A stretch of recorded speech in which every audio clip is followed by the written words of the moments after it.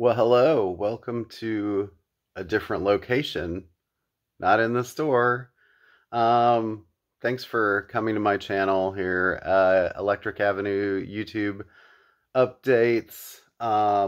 So the reason for this is there were some videos kind of floating around the internet talking about the 10 albums that you are your go-to albums, the ones that you tend to pull the most.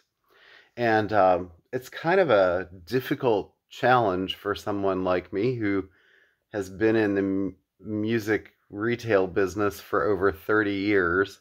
I think of all the albums that I've ever heard, and a lot of albums that I used to play a lot that I don't play as much. I still love them, but I don't play them as much.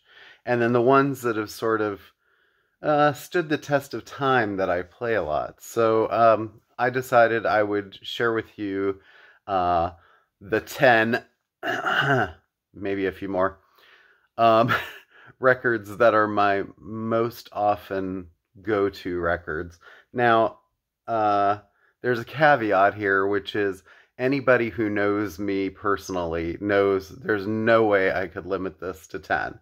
And I think for as long as I've been in the business and being surrounded by music pretty much every moment of every day, um, I'm afforded a little bit of leeway in this regard. So there may be a few more than 10, but I'll still try to keep this video as brief as possible. So I'm going to start with my number one and work my way down as opposed to going up. So here's the album that I pick the most, and I probably will do more in-depth reviews on some of these on store updates later, maybe individual reviews. So, but my number one is David Sylvian, Secrets of the Beehive, and this album is Sylvian's third solo record. It came out in 1987. I was a huge fan of his already. Had his first two solo records. I could have easily put them on this list as well. I'm trying to keep it to one album per artist. But he kind of gets tagged as like a kind of a modern crooner, jazz folk sort of stuff. I would say more art song by the time this album came out. Incredible arrangements, incredible playing. He was mostly joined by Ryuichi Sakamoto, who recently passed away, the pianist from Yellow Magic Orchestra. And also, I believe Danny Cummings does some percussion on here. There's quite an interesting group of guitarists and keyboard and a lot of strings, beautiful string sections.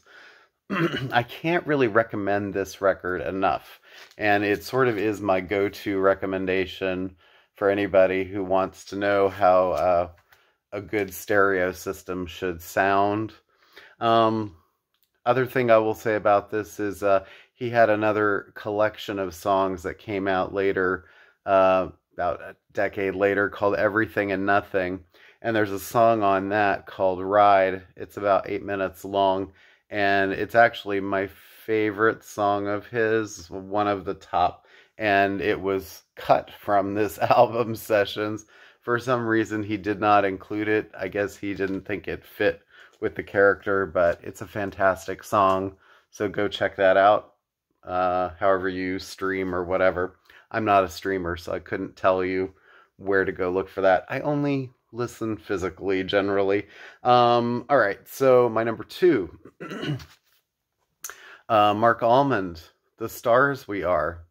So you're going to notice a theme here. This album came out in 1988, and it was Mark's sort of debut for Capitol Records in the U.S., and Mark, you might know, was, it's not the band Mark Almond, which is M-A-R-K dash. This is Mark Almond, the person, who was the lead singer of Soft Cell. famous for singing Tainted Love. And also, he has what's considered sort of a crooner voice, although I would say it's a little more dramatic probably than Sylvian's is more sort of like deep and kind of inward and wooden sounding generally, but beautiful. And both of them are sort of inspired by singer Scott Walker, and Mark's is a little more showy probably, but this album in particular is a perfect marriage of strings and a band combo type band.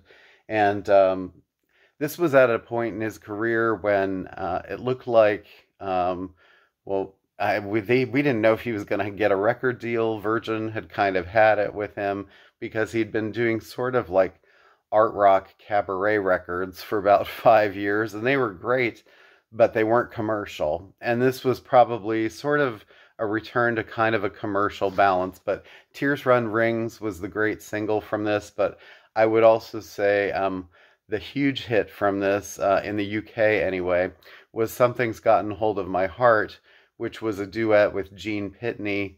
On the original album, it was a solo song, and they thought that maybe that would help kind of spike interest in the album, and it sure did. So that has now been included. This was a reissue. I have an original too, but the reissue actually includes the Gene Pitney version instead. And it also includes Mark's song with Nico, of Velvet Underground Nico fame, called Your Kisses Burn. And that's an incredible sort of like kind of dramatic song, and one of the last songs that she ever recorded, if not the last. And I just will also quick mention, this has one of my favorite songs of all time, Only the Moment, another just fantastic song. Bittersweet is great, the title track is great, and there's a song called Kept Boy also with a French singer named Agnes Burnell, who's passed away, and that is quite a dramatic and kind of fun song as well. That was only on the CD originally, and now they've added that to the vinyl in the deluxe edition. So, Mark Almond, number 2. Number 3, David Bowie's Low. Well, I couldn't not really include a Bowie record, and this one is one that I play probably the most frequently when I'm just kind of looking for something to kind of clear my mental palette. The first side is all sort of angular, kind of mid-late 70s Bowie art rock. And then the second side is a bunch of instrumentals, sort of assisted by Brian Eno. Warsaw, Art Decade, Weeping Wall, and Subterraneans. I just like listening to this a lot, and I've also been listening to more Eno ambient stuff lately. I think it kind of clears my mind a little bit, takes me out of some of the stresses of the day. And but such haunting music here too, and there's some funny memes and cartoons around the internet regarding the recording of this album, but I absolutely love it. And I think Bowie, it just shows how fearless he was, and what an amazing voice and artist we lost here a few years ago. Number 4, The Smiths' Louder Than Bombs. So I recently was watching someone else's video, guy going by the name of Mazzy, who does a lot of internet YouTube videos, and he said this was a perfect sort of entry point album for people interested in the Smiths, and I would tend to agree. The only thing that's really missing from this is How Soon Is Now, which you can find on the Hatful of Hollow collection. But when I started getting into the Smiths, I kind of, heard the early albums, and I thought, okay, those are good. Didn't really get it. Thought Morrissey was a little out of tune. I couldn't understand. And then I heard The Queen Is Dead, and I'm like, okay, well, that's a vast improvement for my ears. And I think maybe I was going at it too much of like, I was judging like the musicality as far as like Morrissey's pitch or something, and things that he was doing with his voice. And now I can kind of accept all of that, and I think actually it's brilliant and genius. But this album, which is a collection of songs, it's sort of singles and B-sides, is like they're firing on all cylinders all this time. Johnny Marr is playing amazing guitar. Andy Rourke, and yeah, the other one. I'm sorry. They're amazing rhythm section, and yeah. Anyway, it's so funny because I think Mazzy forgot the drummers, or if he forgot Andy's name in his video. That's probably why I'm thinking of it. But anyway, a fantastic selection of songs, and go ahead and make sure you listen to Louder Than Bombs. And I also love Strange Ways. The last album is quite great too, but I would say Louder Than Bombs is probably my go-to for them. And certainly high go-to if it's number 4. Number 5, The Cure, Head on the Door. It's hard to pick a Cure album. I played them all so much. Disintegration, I can't say how many hours I've spent listening to that over and over again. Same with Kiss Me, Kiss Me. But this album, it's kind of the album that I became completely obsessed with them. I know that it was already a few years, 7 years, 8 years into their career. This is 1985. But Robert Smith just blew me away all the time. There's 10 sort of short songs on this album, so it is a shorter album. It's a little bit easier to kind of like put on, enjoy it, and then it's done, and it's not quite so much of an opus as some of the other Cure records. But yeah, number 5, The Cure. Number 6, ABC, Lexicon of Love. Going back even further, this is 1982, I believe. Yeah. So we just had the 40th anniversary of this album, 41st now. Produced by Trevor Horn, who is an incredible producer. Worked with Yes a bit on Owner of a Lonely Heart. Worked as a member of the Buggles. Produced the first Seal album. Produced Frankie Goes to Hollywood's Relax, and that whole album. Incredible producer, and took a chance on this band from Sheffield, and they turned out sort of a dance rock masterpiece. Ann Dudley did all the string arrangements, and it's pretty dramatic. I think Martin Fry did a great job. This was his debut performance, the whole band's debut, but as a singer, I think he did a fantastic job. He kind of gets put in the category of being sort of a a Brian Ferry kind of follower from Roxy Music, and I mean, I can see some sort of touchstones there, but his vocalization is a lot different. It's much more sort of muscular and less sort of fluid than Brian, although Brian sometimes can get a little bit sort of biting with his tone. But yeah, and I was going to include, by the way, a Roxy Music on this video, and I was really leaning towards Country Life, and then last minute I was like, I can't show that or this video will be shut down. It's to the cover. They won't let you show it on YouTube. All right. Number 7, The Blue Nile's Hats. So this is another album from 87, 88. Blue Nile was, I don't think they're together anymore as a band. 3 guys led by Paul Buchanan, who had this very yearning kind of voice. And this is sort of music that kind of exists in its own sphere. A lot of it was put together to test sort of like stereo systems at the time. But it's moody generally, and sort of electronic based, but there's a lot of sort of acoustic instruments in the mix. They were sort of testing out like the Linn drum machines at the time and what they could do, but it's very haunting. The songs are very haunting. They're fluid, they just flow, and it's kind of like 7 long songs.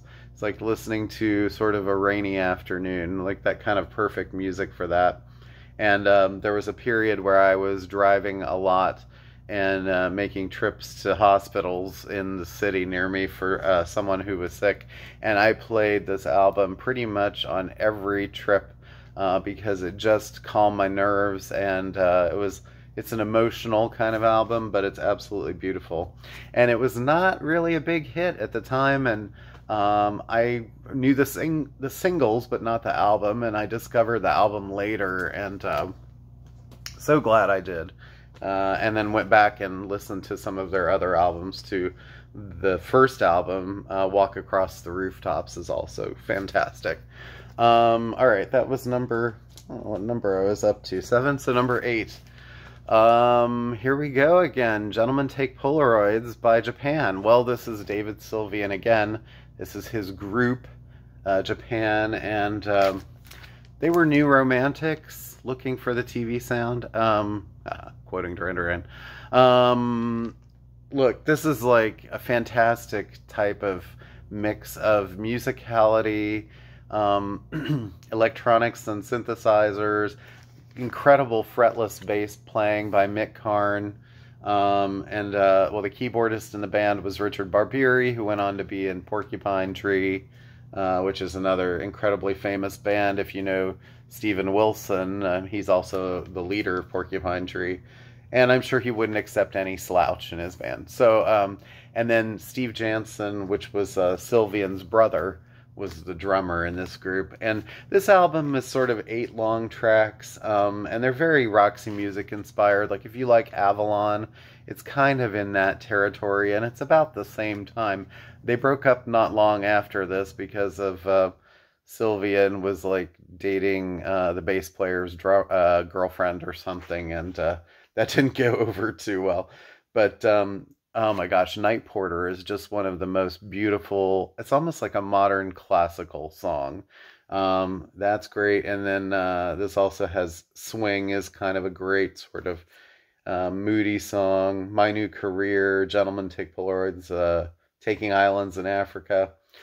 And they do a cover of Ain't That Peculiar, which was an old Smokey and the Miracles song. So I think, or was it Marvin? It might have been Marvin Gaye. Can't remember. I think they did a Smokey cover on their other album too. So they were very infatuated with Motown at this point, ironically, because their music sounds nothing like Motown.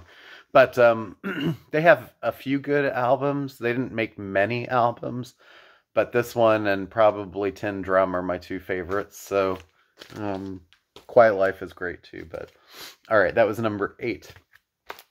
Number 9, Talk Talk, Color of Spring. So this is another like hats for Blue Nile that I came to much later. I had owned their previous album, It's My Life, and I knew like the early Talk Talk stuff. And for some reason, I didn't buy this at the time because I felt like they were going too organic for me. I was sort of, I'm a keyboardist, and I was listening to a lot of synthesizer stuff. And I don't know why I didn't really like it. I think it was almost too much of a shift for me at the time. And now I think, well, I was out of my mind, because I think this is one of the best albums of the 80s. And this came out in, I think, 86, maybe. But anyway, they sort of like definitely became a more organic group, more artsy. Some of the songs became more sort of abstract in a way, almost like how the instrumental type stuff on Blue Nile was.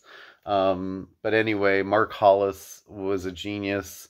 They did 2 way out albums after this that are incredible. Spirit of Eden is the big one probably, and then there was this, he did a solo record and then stopped after late 90s.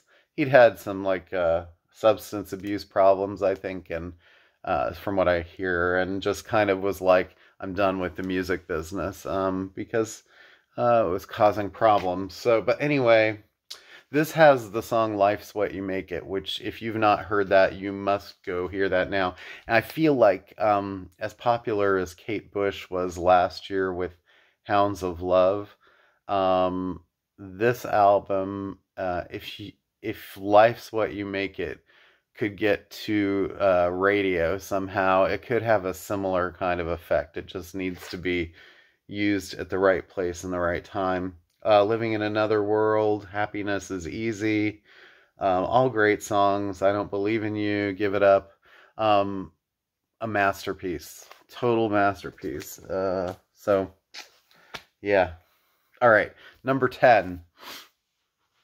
Talking Heads, Remain in Light. So in my go-to albums, the reason that this is a go-to is because, again, I didn't really get it at the time. I mean, obviously I knew Once in a Lifetime, but this album came out a little bit before I started really buying a lot of my own records.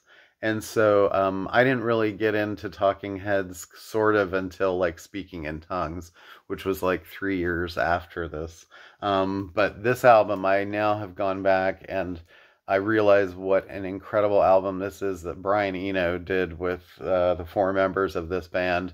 And I play this album a lot just because I think it's something that I haven't worn out for myself yet.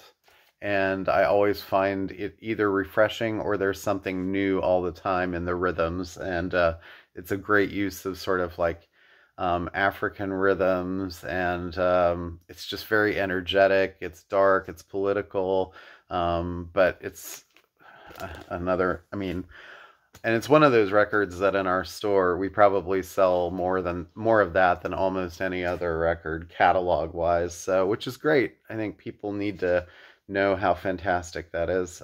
If they don't, watch this video and go check it out. My number 11, Propaganda, A Secret Wish. So this is another mid-80s record. I have a lot of 80s stuff. Because that was the era that I sort of, my mind kind of woke up to music. And some people would say, oh, it's too bad because, you know, there wasn't that many, much good music from the 80s. And I totally beg to differ with that. There was a lot of great music. You had to look for it. Sometimes it wasn't the stuff that was being played everywhere on the radio. And that, because they were trying to be commercial and like, you know, sell records. And so a lot of things that were the most creative were not the things you were always hearing. And actually, some of the 80s music is the most creative that's been out there because people were really trying to break the norms. And anyway, Secret Wish, they get pegged a lot. Propaganda is sort of the German ABBA from hell. Because it's sort of more like a gothy, angsty version of ABBA. But really, it's kind of, I guess it kind of is and kind of isn't. The guys don't really sing at all. One of them kind of talks.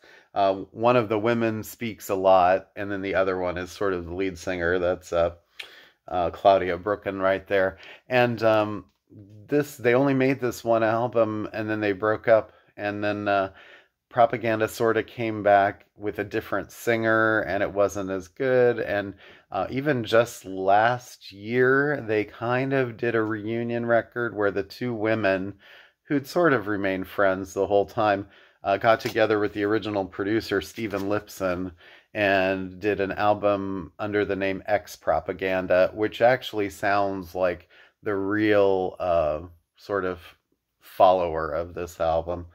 But this was such a great record. David Sylvian actually did some of the early production on it, and then it got kind of farmed out to Stephen Lipson because I think they felt that he wasn't really the right choice for them. Trevor Horn was sort of an executive producer because it was on his label ZTT. In England, Duel was a pretty big sort of indie hit or pop hit, I guess, in the middle of all the Frankie Goes to Hollywood stuff.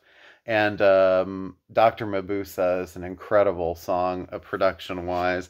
P Machinery was great. I remember hearing that being used a lot for ice skating routines in the background. It's just a very dramatic song.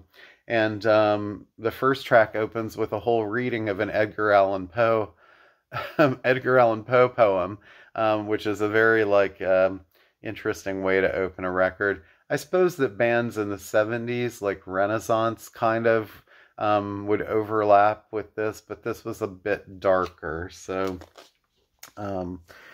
there's so many 80s things that I won't be covering in this video that People are going to be like, I can't believe you didn't pick that. Number 12, Yellow Stella. Well, this one is 80s. These guys were a duo from Switzerland, and I play this album still a lot. I'm fascinated by the sounds that Boris Blank gets out of his keyboards, and it's just him and Dieter Meier, really. And while I think later on they did some really great work with, there's a couple songs, or song they did with Shirley Bassey called The Rhythm Divine. There's some stuff they did with Billy Mackenzie, who's one of my favorite all-time singers as well, from the Associates. But anyway, this album is, they were Swiss, and and kind of, you know, real popular in like Germany and stuff, but very quirky stuff. This album had a minor hit with Vicious Games, but I think most people would probably remember this album for the song Oh Yeah, that got featured in Ferris Bueller's Day Off. And that's another song that it's always in commercials and things, and even if it's never a radio hit in the US, it's probably made more than its money in commercial advertising. But the sounds that they get on this record are just insane. I mean, listen to something like Stalag Drama, which is just an instrumental, basically. But songs like Sometimes, Let Me Cry, Angel No, Caladiola. It's just, it's like and to think that Boris has been basically banking these sounds in his keyboards for like, you know, 40 years now. Something like, I can't remember, so definitely like thousands of sounds. Thousands. So, number 13, Depeche Mode, Violator. It's an album I just play over and over again. And I love this album. I love several Depeche Mode albums. It was very hard to choose which one. But this one has Personal Jesus. The big hit was Enjoy the Silence. That was a big sort of radio hit. Policy of Truth was a big hit. And I love Halo. Halo is just, should have been a big hit. And Waiting for the Night is one of the most beautiful songs they ever did. So, and this was 1990. And they've had several very good albums since. And I don't know if they ever quite hit this level again for me or for many fans, but this was like definitely a pinnacle and deserves to be on every 80s music fan's list. Number 14, Saint Etienne, Words and Music. So Saint Etienne are a band that maybe not a lot of Americans know. It's really a trio, and they kind of started as like two guys who were interested in sampling, and their first album was pretty much made out of all samples. And they brought in a female lead singer, Sarah Cracknell, who has kind of a 60s kittenish sort of vibe, and has a very soft, kind of sweet voice. But the music was either very retro, or it could be very pop and modern, and could be very electronic and dancey, or it could be sort of just like very abstract kind of sounds that they were sort of sampling and using. This album was kind of sort of late in their career. It's 2012, I believe, somewhere around that period. But the reason that I picked this album, because there are a few of theirs that I really, really love. But this one, it's sort of because it's called Words and Music, it's sort of an ode to their love of words and music, and every song is kind of somehow dedicated to that. I love the cover art because it's sort of like a map of London, but what they've done is change all of the road names. So instead of the actual streets that they would be, they say things like Penny Lane, Devilgate Drive, Tobacco Road, Ventura Highway, Cypress Avenue, Pacific Coast Highway. They're all sort of named for like streets that you would have heard in like songs or album titles. Topanga Canyon Road, Alphabet Street, Heartbreak Road, It's just kind of a yellow brick road. Montague Terrace as a Scott Walker reference there. So anyway, very cool cover art. They're pictured on the back. And the songs, you know, I've Got Your Music is a very like ode to the love of music. Tonight is another sort of one, like we're going out tonight.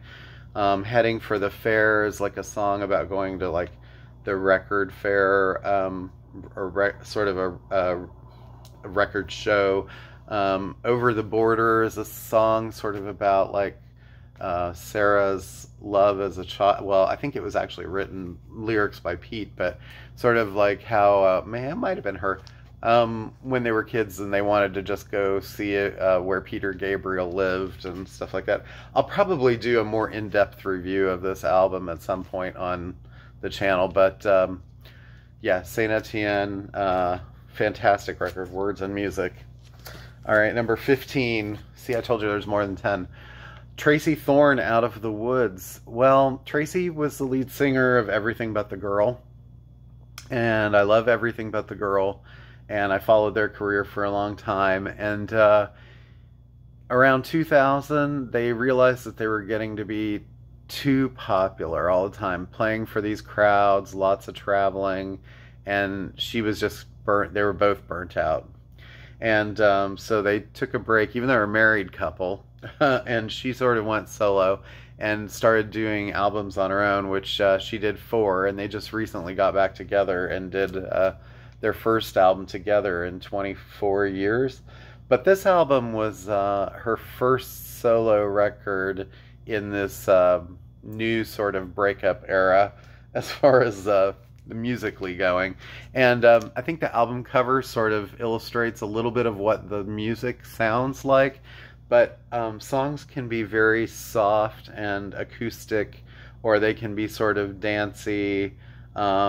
She's usually kind of like themes of like aging, what it's like to be aging in like a music business, or even just in the world in general, and how you feel about certain things. And it does end on a very upbeat note of a song called Raise the Roof. That's kind of it's not like a crazy dance song, it's just sort of a mid-tempo, but songs are very interesting, the arrangements. I really, really like her, and I think she has this kind of dark, like husky voice that kind of is an interesting match with some of the music, and I just love her writing. She's an author too and has several books, so check out Tracy Thorne or Everything But the Girl. Let's see, I guess this is number 16, right? Divine Comedy, Absent Friends. This is Neil Hannon. He is basically the Divine Comedy. He is the leader and the only main person in it. And he sort of had 5 or 6 albums by the time this one came out. And I've mentioned Scott Walker a couple times in this video already, and he's a very large devotee of Scott and is a crooner sort of like Scott in a way, but has a little more of an indie rock edge. And this album, which came out in 2004, I think it has some of his most beautiful writing, his most beautiful singing.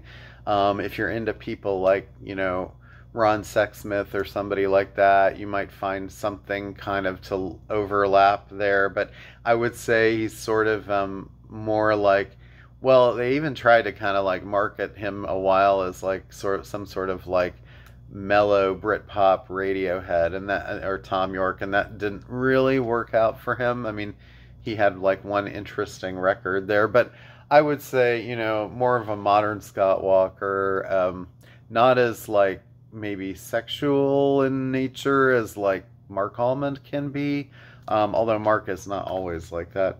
But anyway, this is a fantastic album. Absent Friends is just an incredible, uplifting opener, and it's like, you know, toasting to people who've passed away. Leaving Today is haunting. Come Home Billy Bird was a single. My Imaginary Friend is a funny song. The Wreck of the Beautiful is pretty haunting. Probably my favorite two favorite songs on this album. Charmed Life, which is the last song, which is a song he wrote for his child after the birth of a child. And, well, the Happy Goth is really funny too. You got to check out the Happy Goth. But Our Mutual Friend is also just a fantastic orchestral arrangement type song. He was like, I think we broke the bank with EMI on this album as far as like paying for orchestras and stuff, so he kind of had to dial it back a little bit after this, although I don't know, the next album, Victory for the Comic Muse, was pretty pretty big too, but he's more of an kind of an indie artist now, although he's having some big successes again on that circuit over in England. But and I'm sure anyone British watching this is going, oh yeah, we know who Neil Hannon is. Check out Absent Friends if you haven't heard that. Number 17, Amy Mann, Bachelor number 2. So I'm a huge Amy Mann fan. I've loved her music for so long. Some of it is very hard to get on vinyl. This was like a record store day thing that came out a few years ago. But I wish she would do more of them. This actually takes the songs from the Magnolia soundtrack and combines them with Bachelor number 2.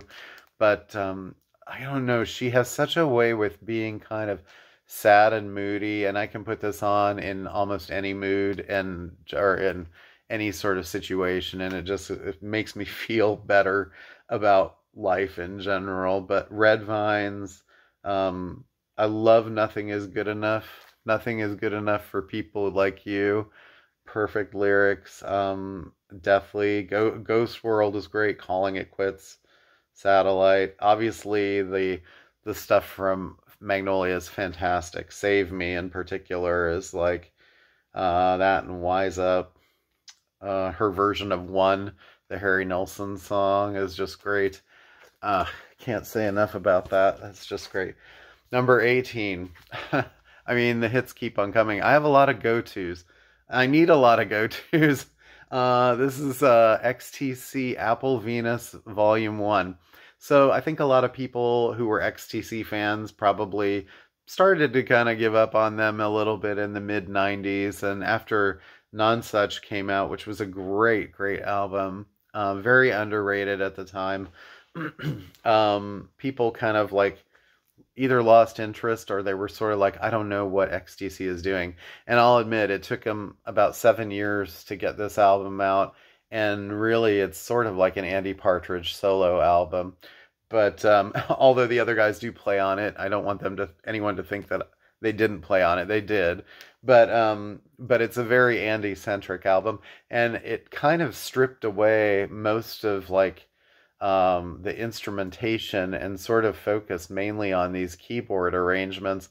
But if you like things like the Beach Boys, Brian Wilson in Smile Mode and stuff like that, that's probably about the closest sort of comparison I can say for this. But it's a lot of songs also about the environment and kind of like, you know, keeping the world green, and also just some kind of like funny observational things that Andy's so perfect at. But anyway, River of Orchids, the opening song, is just fantastic. Green Man, The Last Balloon, the ending, and you kind of feel like it's a very pastoral sort of English album. Apple Venus Part 2 is also great, by the way. It's just more of a conventional album and maybe not quite on that level, I guess. So, all right. I don't know what number I'm up to. All right, I think it's 19. Massive Attack Mezzanine. So Massive Attack, this was their third album, I believe. Yeah, and this was sort of, they started taking a turn towards a darker sound in the mid-90s. And this album featured 3 tracks sung by Liz Fraser from Cocteau Twins.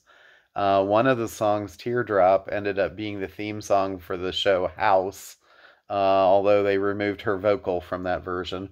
But it's an incredible song. And, I mean, this album kind of veers between sort of dark, sort of brooding hip hop, this kind of dark psychedelic female fronted vocalizing that she does.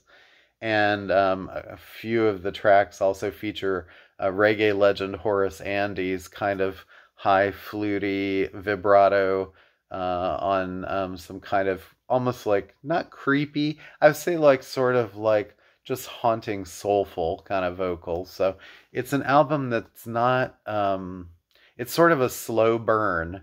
It's not like explosive or like jarring or anything like that. But things can really build and get sort of angry, like the first song, Angel, kind of has those moments. But I highly recommend this album if you haven't heard it.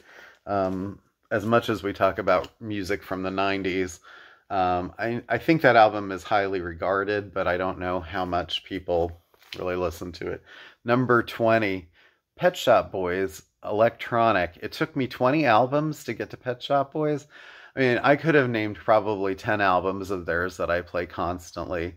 But this album is one of the more recent ones that I play constantly, and I still do. It's more electronic, like it says. It's called Electric.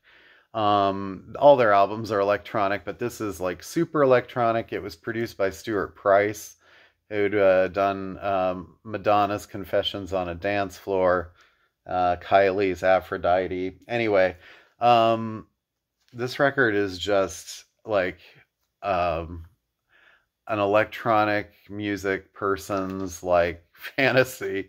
It sort of took things like what Kraftwerk did and just made it like pop and really big.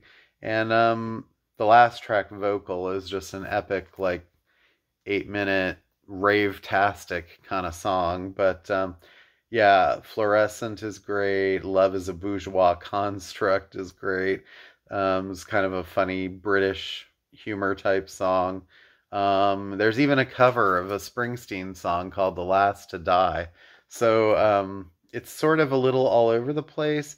It came very soon after their previous record contract with EMI ran out after like, I don't know, a dozen albums and 25 years or something. And they started their own venture, and it was a great record. Number 21, I promise I'll end soon. Nick Cave and the Bad Seeds, Abattoir Blues, The Lyre of Orpheus. Well, this is a double album for Nick. It's probably my favorite. I mean, I love things like Boatman's Call, and I love earlier records too, like Henry's Dream and Let Love In. But this album, I just put on and I feel like I'm at church with Nick. There's definitely a lot of soul here. He hasn't gotten so morose.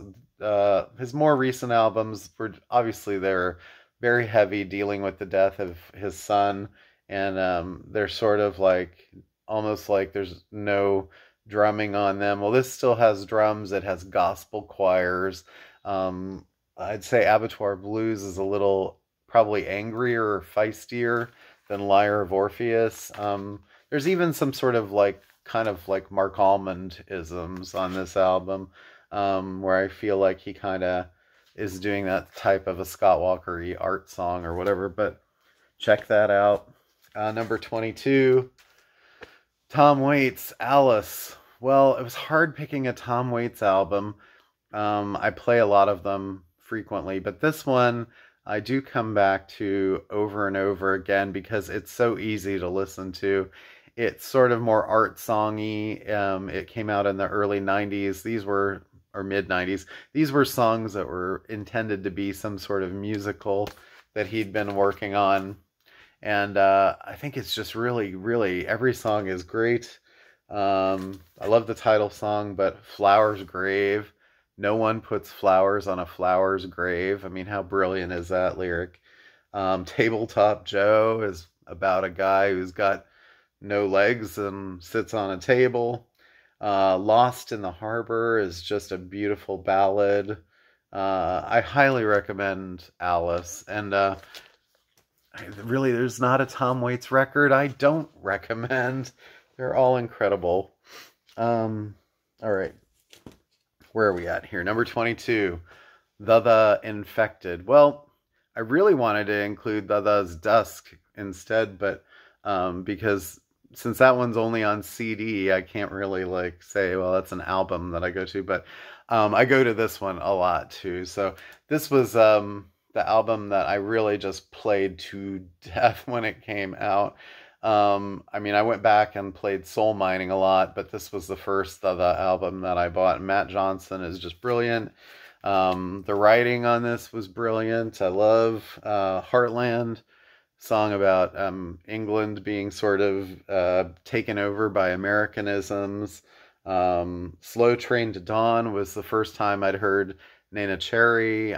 She was in a band called Rip, Rig, and Panic before this, and I hadn't heard her before this, but their duet's great. Out of the Blue, Into the Fire. I mean, the title track, Angels of Deception, Twilight of a Champion, and the Mercy Beat. I mean, the Mercy Beat is just like a slamming song. Another sort of like, it's a pretty electronic driven record, but it's done in such a rock way with a lot of horns and soul and backing vocals. It's pretty impressive, actually. And there was a video album for this too that was one of the first video albums that they would play on late night TV. 23, Jens Lekman, Night Falls Over Kortedala. Jens is Swedish, and this album is kind of quirky, mixes like art pop with sampling, and he just reissued this album, but he didn't reissue it this way. He re-recorded the entire thing and released it as a sort of updated version. He did that with a couple of his albums because he said, what's the point in just reissuing something if I can make it new or make it better? So the originals are going to be harder to find because they're not the versions that he has out there for people to listen to now. But this album has many, many great songs, funny songs. Friday Night at the Drive-In Bingo. The last song is just kind of hysterical. I also love A Postcard to Nina, which is sort of a story about a friend of his who she wanted him to come over for dinner with her parents and pretend to be her boyfriend because she didn't want her dad to ask any questions about her love life. And, well, I'll talk more about this when I review this album, because I'm going to probably at some point. But it's a funny, funny song. Into Eternity is great. Sipping on the Sweet Nectar is a big, like, orchestral kind of sampled song. And they're all super catchy. Anyway, it's great. Great. You got to check that out. Getting to the end here. Number 24, Destroyer, Kaput. Destroyer, Dan Bayar, Canadian, quirky. I say quirky a lot. He's sort of like the rumpled college professor, giving sort of like, I'm just rattling off a phrase, and this is this dreamy music that is sort of, I don't know, it has like, it's kind of got a synthesized bass on this album. He sometimes goes into rock territory, but this one has some more synth stuff. And a lot of like trumpet sort of soloing and stuff like that. The vinyl's cool because it adds a whole extra side with 20 minutes of extra music. But I don't know, this is sort of like kind of dreamy in a way. It's dreamy pop.